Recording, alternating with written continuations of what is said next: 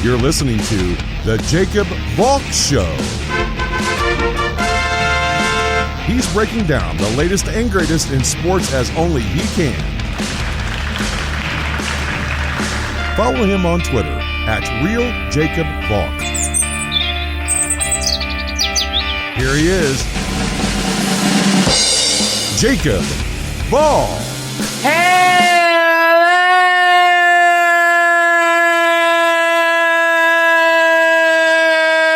sports fans. Welcome to another edition of the Jacob Valk Show. I am Jacob Valk, and yesterday's World Series game epitomized everything that's wrong with baseball. I'm not kidding. That game yesterday took 3 hours and 40 minutes. It was a 6-4 game. No excuse for that. The Dodgers used 7 pitchers yesterday. The Rays used 5. I don't begrudge the Rays for doing what they did. Blake Snell was dealing, then he got into some trouble, couldn't even get out of the 5th inning. That was kind of sad, to tell you the truth. He had a no-hitter going, then he gives up the home run, then allows some traffic on the base paths, and then Nick Anderson has to come in to put out the fire. I really wanted Snell to go deeper in that game. I'm not begrudging Cash for what he did, but from a baseball fan's perspective, you had to want Snell to go deeper into that game. And all those home runs, that's a bad thing. I'm sorry, that's a bad thing. There were 10 runs total scored yesterday. 7 of them came via the home run. Is that what we really want? Do we really want players just swinging for the fences? I understand that's how the Rays got here. And I'm really not begrudging what the Rays did. I'm honestly not. They rebounded and won a game that maybe they didn't need to win, but it was as do or die as a Game 2 can get. If you're the Rays, you really don't want to be down 2-0 going up against Walker Buehler tomorrow. I understand you have Charlie Morton going against him, but I'll take Buehler over Morton. But if you're Rob Manfred, how can you look at that game yesterday and be happy? You see a starter get pulled after getting 4 outs. In the World Series, you don't want that. Whatever happened to the days of you give your starter the ball and you expect him to go 6 innings? I'm not asking for 9 innings, I'm just asking for 6. Gonsolin yesterday joined David Wells and Jake Peavy on the list of shortest starts in a World Series since 1990. Wells got hurt in that game. That was the 2003 World Series, Game 5. Wells got hurt. Big reason why the Yankees lost that game. Jake Peavy was ineffective.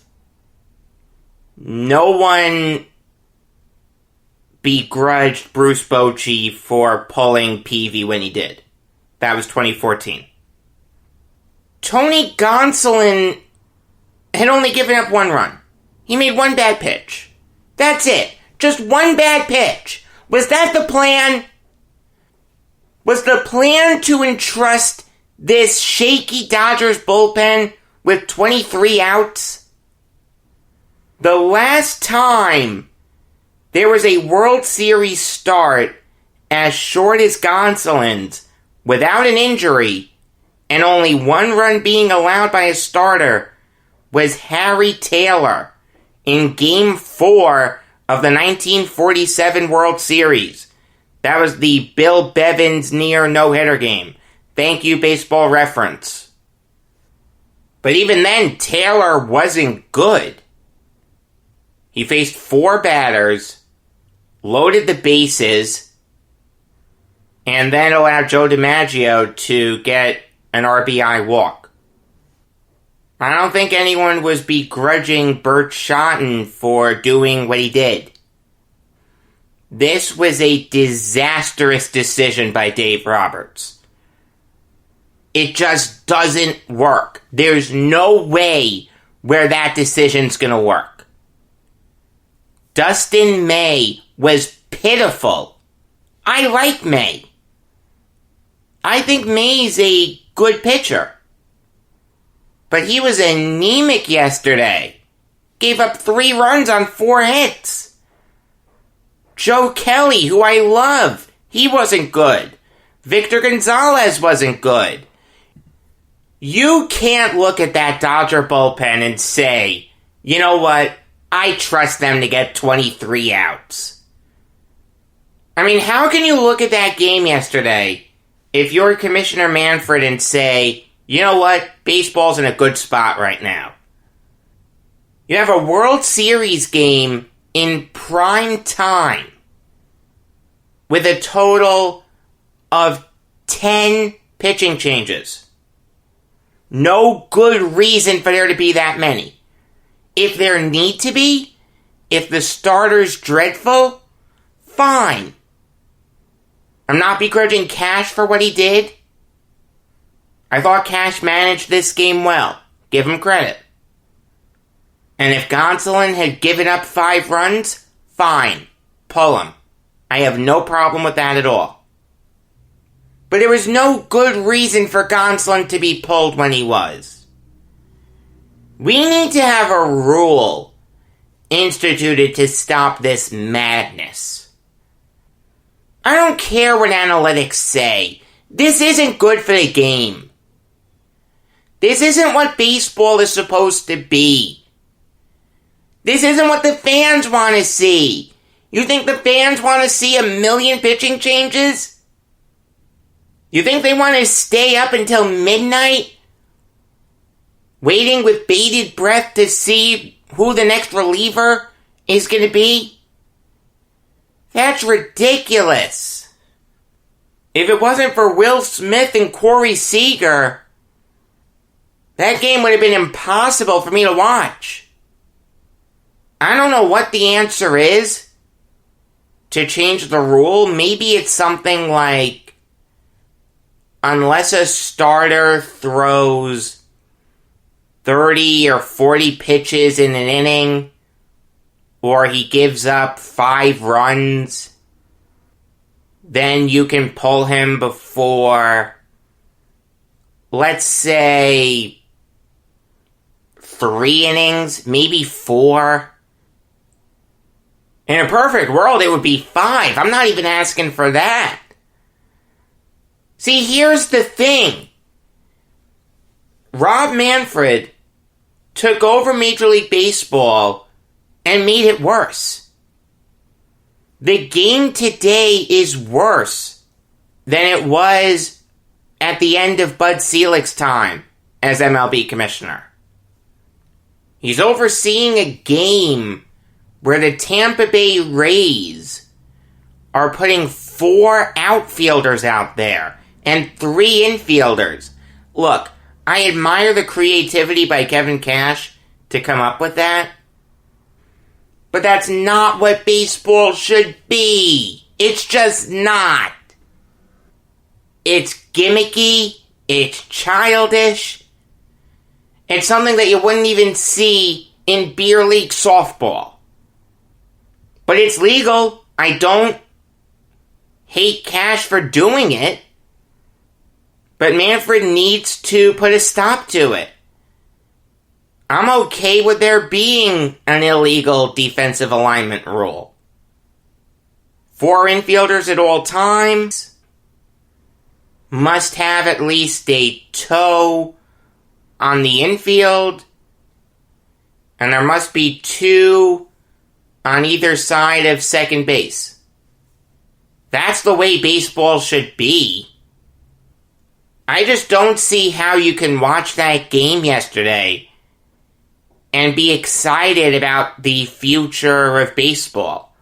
I'm not trying to take away anything from what the Rays did, but watching that game, I'm just saying to myself, is this what we want baseball to be? Is it a good thing that we're seeing feast or famine hitters like never before? And we're seeing a million pitching changes every game? If you need to go to your bullpen, fine. But Roberts didn't need to. That's why he lost yesterday.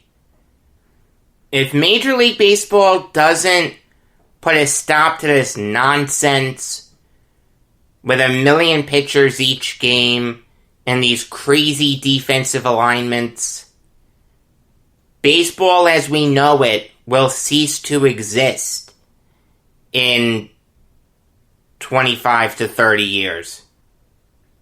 And even then, that seems like a generous estimate. It could be a lot sooner. But I'd be remiss if I didn't talk about Brandon Lau. Lau had really struggled up to this point. In the postseason this year, before yesterday, he had hit 107 with only 1 homer and 2 RBIs. He had struck out 19 times. He had a 180 on base percentage. He was anemic. But give him credit. Yesterday, he had 2 home runs. Hopefully this wakes Lau up for his sake. I like Lau. I think Lau's a good player. Just hasn't been able to put it all together in these playoffs so far. Which is really incredible because he was the Rays' best hitter this year. He had 269 with 14 homers and 37 RBIs. More home runs and RBIs than any Ray this year. And the 269 average was third among all qualified Rays. He was tied with Margot. Nice job by Lau in righting the ship. Great performance by Snell. It's kind of sad that he couldn't get out of the 5th inning to get the win. But you know what? That's baseball. Kevin Cash managed that game perfectly. Dave Roberts didn't. That's why the Rays won. Alright, now it's time to preview Giants-Eagles. And look, I understand that this is a really tough game to get into. You have 2 garbage teams going at it. The Giants are 1-5, and the Eagles are 1-4-1. These are 2 teams that have been decimated by injuries. The Giants obviously don't have Barkley, no O'Shane Ximenez, Lorenzo Carter, Xavier McKinney, Tay Crowder, the hero from Sunday. But that's nothing compared to the Eagles. Who is Carson Wentz going to throw to? No Zach Ertz, no Alshon Jeffrey, Marquise Goodwin opted out before the season, no Alshon Jeffrey, Deshaun Jackson is questionable, Jalen Reagor's on IR, no Dallas Goedert. I mean, my God. Can Wentz throw to Pete Retzlaff's ghost? I mean, my God, Retzlaff and McDonald. Tommy McDonald. The 2 of them were a really good dynamic duo. for the Eagles in the early 60s.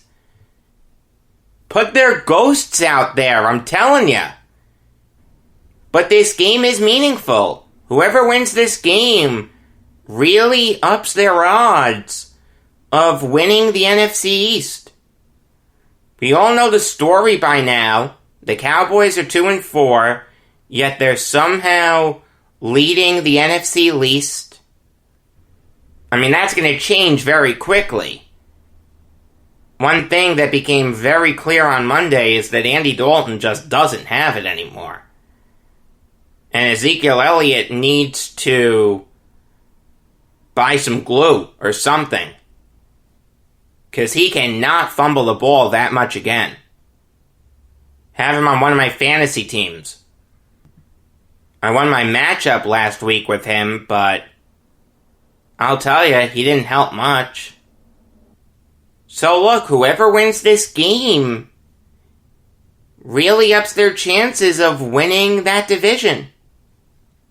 It's kind of easy to get excited about the game, but once you start watching it, you're going to have a tough time not averting your eyes. These are just two bad football teams. I mean, I'll start with the Giants.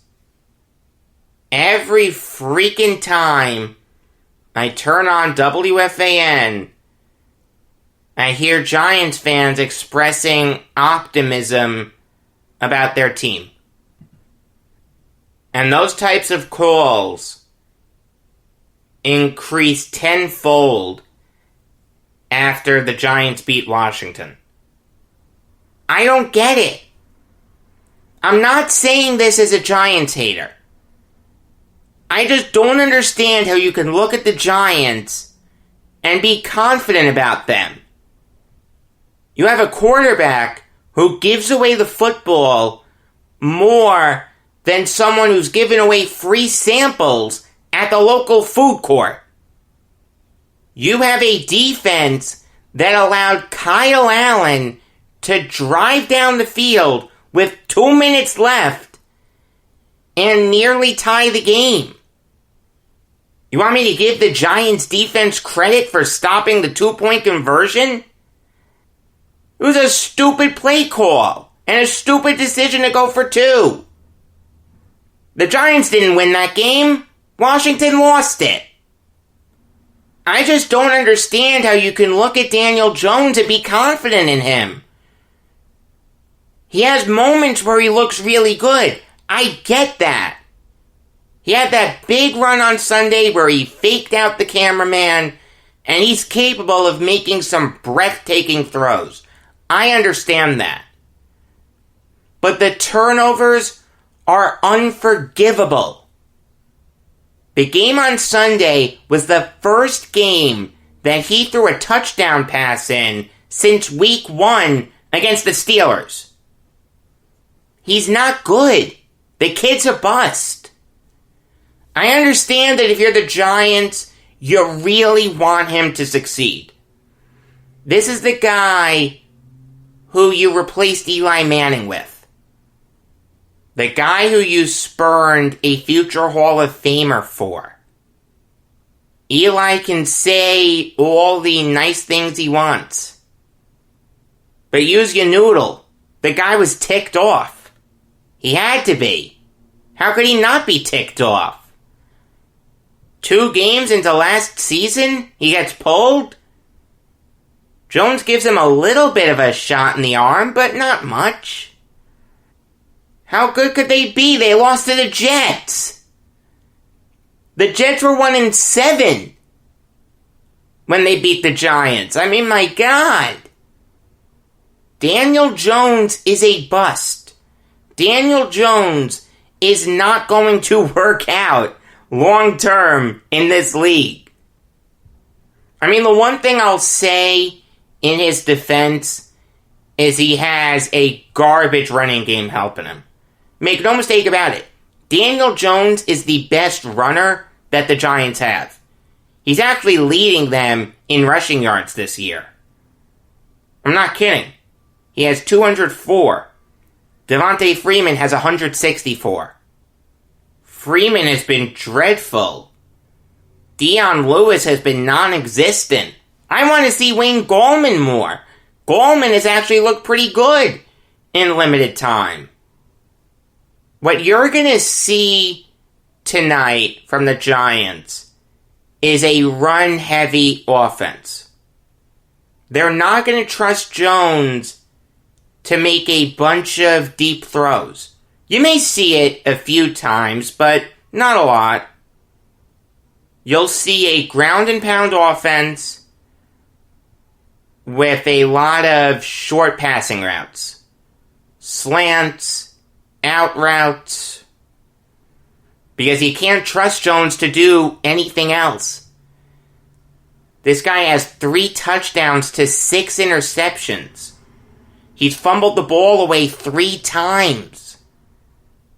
I understand that the absence of Barkley really hurt him. And that's a good excuse. But at the end of the day, this is the NFL. You've got to find a way to work around it. I understand it's not easy. I understand that Saquon Barkley is a generational talent. I love watching Barkley play. I have an autographed picture of him in my room, and that's as a Jets fan.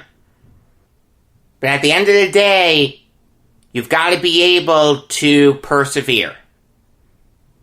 The one thing that Jones does really well is get Darius Slayton involved. The two of them have a really good chemistry. Like I said, Daniel Jones has only thrown 3 touchdowns this year. All 3 of those touchdowns belong to Darius Slayton. No Engram, no Tate, no Shepard. I mean, granted, Shepard's hurt, and he's a game-time decision for this game, but still. To have thrown 3 touchdowns all season? To just one receiver? That's interesting. Look, I like Slayton. I think Slayton's a good receiver. Bordering on very good. Really good on streaks. Really good deep threat. But he's an underrated route runner. That's the guy who the Eagles really need to key in on. If you want to really make Daniel Jones beat you with his legs, I mean, if you can neutralize the passing game, you have a great chance of winning. I don't care who the quarterback is. Michael Vick, Fran Tarkenton, Lamar Jackson, Kyler Murray.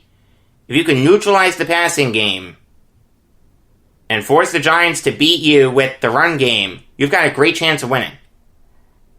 If you want to do that, double Slayton every chance you get. One final note on the Giants' offense. With the 4th overall pick, Dave Gettleman had his choice of any offensive lineman he wanted.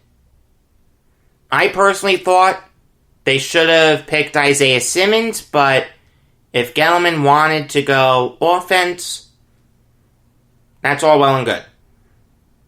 The Giants desperately needed offensive line help. He could have taken Tristan Wirfs, a guy who, according to Pro Football Focus, has a 74.2 overall grade. He could have taken Mekhi Becton, who, according to Pro Football Focus, has a 72.6 overall grade. He could have taken Jedrick Wills, a guy who's struggled so far, 59.7 overall grade. But in pass blocking, he's 77.3. He just needs to work on his run blocking. Gettleman didn't take any of those guys. He reached. He took Andrew Thomas, the safe player. Andrew Thomas has been dreadful this year. He only has a 59.1 overall grade. His pass blocking grade, 47.6. his run blocking grade, 61.3. He was benched on Sunday for Matt Pert, the third rounder. Will Hernandez has been dreadful. Cameron Fleming has been dreadful. Nick Gates is anemic. The guy's committed 5 penalties. Now, Kevin Zeitler's been good, don't get me wrong, but Dave Gettleman has done a terrible job with this offensive line. I'd be very surprised if he made it through the season. Because Gettleman has been wrong at every turn. Trading Beckham, picking Sam Beal in the supplemental draft, taking Daniel Jones, hiring Pat Shurmur, then replacing him with Joe Judge. The Giants aren't much better than the Jets. They have a clueless GM, a head coach who's in way over his head. I have no idea how good Judge would really be in a better system, but he still needs to go. I still don't think he's that good. And a busted quarterback. The Jets have Darnold, the Giants have Jones. My God, it can't get much worse for the New York teams. The one good thing the Giants have going for them is their defensive line. Gettleman made the trade for Leonard Williams, and look, it was killed at the time, and rightfully so, but Williams has actually been pretty good so far. He has 3 sacks, 71.8 overall grade according to Pro Football Focus. Dalvin Tomlinson has been good. Dexter Lawrence has been good. B.J. Hill has been good. The Giants have a good defensive line. And their 2 big free agent signings, James Bradbury and Blake Martinez. Signings that I was skeptical about. They've actually been pretty good. Bradbury, 83.7 overall grade. Martinez, 79.8 overall grade. The thing is, once you get past those guys, the Giants' defense is really bad. O'Shane Jimenez really hasn't been that good. Kyler Fackrell's a good pass rusher, but nothing else. Every Giants fan wanted Marcus Golden back. He hasn't been that good. Jabril Peppers is a bust. Julian Love has been dreadful. Darnay Holmes has been anemic. Bradbury has no help across from him. The Giants' secondary is completely useless. It'll be very interesting to see if Carson Wentz can take advantage of that. It's very easy to forget this, but there was a time when Carson Wentz was probably gonna win MVP. Then he gets hurt. Nick Foles leads them to a Super Bowl. And Wentz put together some good seasons after that, but this year, he has been dreadful. Now, it's important to realize why. Carson Wentz is not a bad quarterback. He's not great, but he's not bad. Howie Roseman has done a terrible job surrounding him with offensive playmakers. Yes, Ertz and Goddard, but again, they're both hurt. A couple years ago, the Eagles took J.J. Arcega-Whiteside in the 2nd round. He's a bust. Travis Fulgham and Greg Ward have been solid, but no one's going to be mistaking them for Jerry Rice and Michael Irvin anytime soon. In a weird way, I can understand the logic by Roseman. You trust Wentz to make these bad receivers look good? But that's a very risky strategy. Carson Wentz is not Aaron Rodgers. And even then, in a perfect world, Rodgers wouldn't be in that spot. There are some calls to bench Carson Wentz. This isn't on Wentz. This is on Howie Roseman's failure to help him. The Eagles really don't have that much talent at the skill positions. I'm not a big Miles Sanders fan. He's putting together a really good season. I give him credit. But don't you get the sense that at any point he'll come down to earth? This is an Eagles offense that is in danger of collapsing. Doug Peterson won a Super Bowl not that long ago. He may be fired after this season. I don't think that's the right choice. I think Howie Roseman put him in a bad position in terms of the skill position players that he has to work with. I don't think Roseman's a bad GM by any stretch, but he's done a terrible job here. The Eagles have a golden opportunity to seize control of the NFC East. If they don't do that, Roseman and Peterson may need to take resume writing classes. One more note on Wentz, and this is the biggest knock to me. Wentz has been sacked 25 times. That leads the NFL so far. You may be thinking to yourself, how is that on Wentz? Isn't that on the offensive line? The offensive line has been pretty good so far for the Eagles. Lane Johnson has been good. Jordan Mailata has been good. Jason Kelce has been really good. Jason Peters has been really good. So is Nate Herbig. I mean, their weakness is at right guard. Isaac Seumalo has not done well there. Neither is Matt Pryor. The Eagles need to make a move for a right guard. That's where a lot of the sacks are coming from.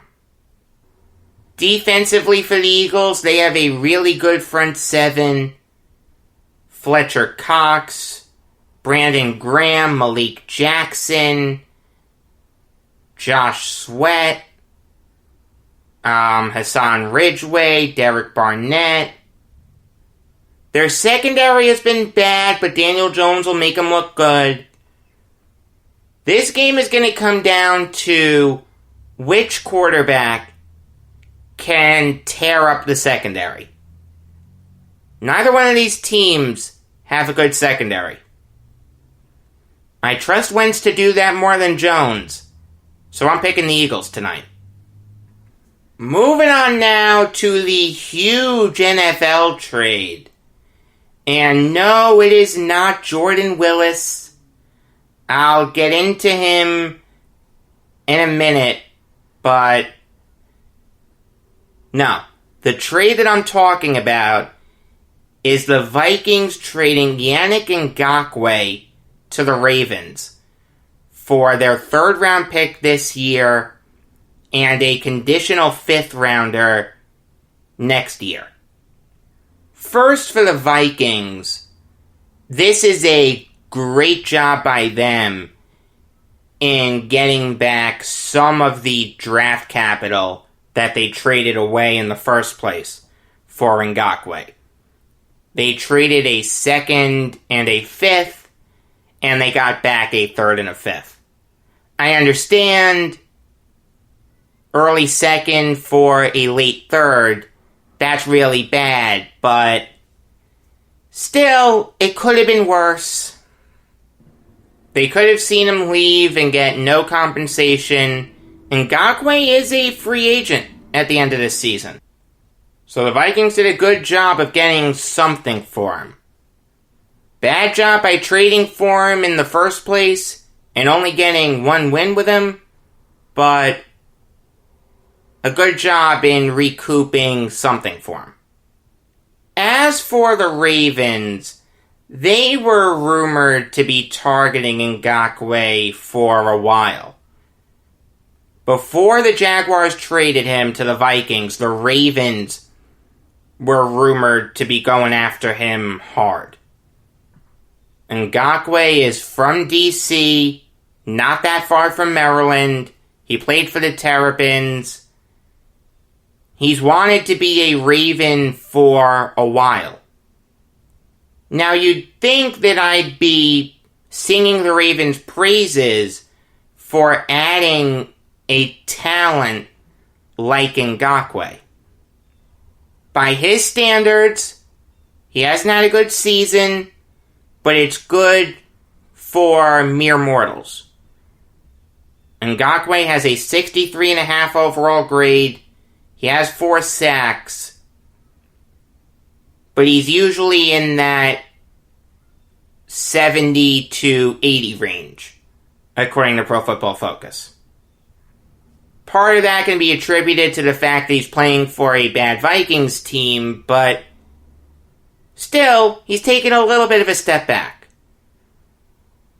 I'm not knocking Ngakoue, I'm just saying he's not as dominant now as he was in Jacksonville. Oh, but Jacob, he'll get there in Baltimore, this is what they do. Yeah, I understand that that's what they do, but how much run is Ngakoue going to get? You'd think a lot, but maybe not. Whose spot is Ngakoue taking? Calais Campbell? No. Jalen Ferguson? Ferguson's been good so far this year. Pernell McPhee? McPhee's been good this year. The answer is probably Derek Wolfe, but Wolfe hasn't been bad. 62.3 overall grade. That's the thing, the Ravens really didn't need to make this trade. It's not a bad trade for him. This is an even trade overall. But I'm not crazy about the Ravens giving up a third rounder for someone who they didn't need. If they really wanted to bolster their team going forward, unleash Lamar Jackson. Let him run it more. They didn't need to add any more talent. They just needed to utilize the talent that they already have. I know why the Ravens did this. Injuries are always a concern, and Ngakoue is probably going to want to stay with the Ravens long term. But I know why the Vikings did this. They're going nowhere, and they needed to recoup draft capital. This is an even trade overall. Okay, now I'll talk about the Jordan Willis trade. A trade that caught me really off guard. I mean, I'll tell you, when I was thinking about guys who the Jets could get something for, Jordan Willis was not one of those guys. This guy really hasn't played a lot this year. He hasn't played since week 3. I mean, if you can't crack the Jets' rotation at edge rusher, you've got to be really bad. Realize, the Jets have no edge rushers. Jordan Jenkins has not had a good season. Bryce Huff has been okay so far, but no one's going to be mistaking him for Mark Gastineau anytime soon. Kyle Phillips hasn't set the world on fire. Terrell Basham has been dreadful. I just didn't think Willis would have a lot of value. Now, last year, Willis played well for the Jets. He had a 73.2 overall grade. Granted, limited time. He only played 162 snaps, but still, I liked what I saw. I thought Greg Williams did a good job with him. But this year, nothing. The Jets also kicked in a 7th rounder in this deal, but they get back a 6th from the Niners. So just to recap the trade, it's Jordan Willis and the Jets' 7th this year to the Niners for their 6th rounder next year. The Jets moved up around for a guy who couldn't crack the rotation of the least talented roster in the NFL. I don't care that it's a 6th for a 7th. They win this trade easily. Good job by Joe Douglas. It'll be interesting to see who goes next. Let me tell you, everyone's on the table. And when I say everyone, I mean everyone. Moving on now to Stan Van Gundy being hired as Pelicans head coach. And I gotta tell you, this is a good move for the Pelicans. The thing with Van Gundy is he's had a tough time working with stars. He had a tough time with Dwight Howard, a tough time with Josh Smith, a tough time with Brandon Jennings.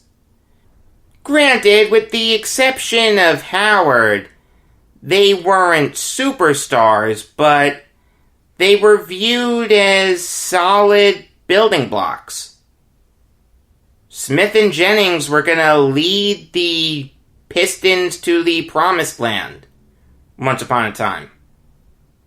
If he was going to get back into coaching, he had to go to a roster without any established stars. Van Gundy's a good coach.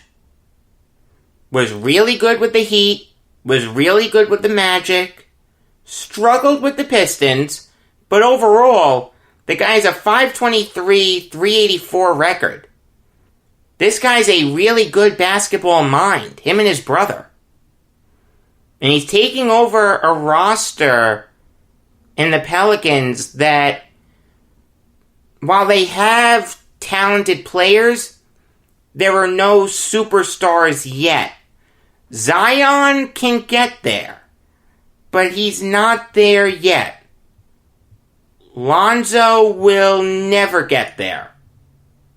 It's possible he becomes really good, but I don't think he'll ever be great.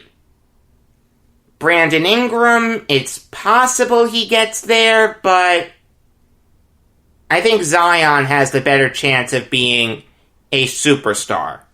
Ingram, best case scenario to me, is second banana on a title-winning team. And even then, that seems kind of unlikely. I would say third banana. This is a good fit for the Pelicans. They get an experienced basketball mind to take over a young Pelicans roster. It's going to be very interesting to see what happens with Jrue Holiday going forward. Brian Windhorst said that at the deadline, the Nets and Pelicans talked about a Jrue Holiday deal. I expect that to be revisited. I'd welcome Jrue Holiday on the Nets. JJ Redick is another veteran that could go. The Pelicans are going to get younger, and they need an older basketball mind to lead them. They couldn't have done much better than Van Gundy. This is a really good move. The last story to talk about today concerns the Senators locking up Connor Brown for 3 years at $10.8 million. That's $3.6 million a year. And that's a little bit of an overpay for Brown. I like Brown. Really good defensive forward. Durable player. But the thing is, in a perfect world, he's a third liner. I understand that the Senators have him on the second line, but in a perfect world, he'd be a third liner. This guy just doesn't have a great offensive game. He scored 43 points in 71 games last year. That's not bad, but for the second line, that's not that good. He's much better on the third line, and you can't pay a third liner $3.6 million a year. I understand that Brown is young, and the Senators really wanted to lock him up long term, but $3.6 million a year is too much of an overpay for me to get behind. I don't like this deal. And I think Brown is going to struggle if he's put on the second line. In the third line, he'll be able to fade into the background and do his thing. But the second line, that's not going to work. Until tomorrow, I am Jacob Valk saying Enos Cabell started out with the Astros. And before that, he was with the Orioles.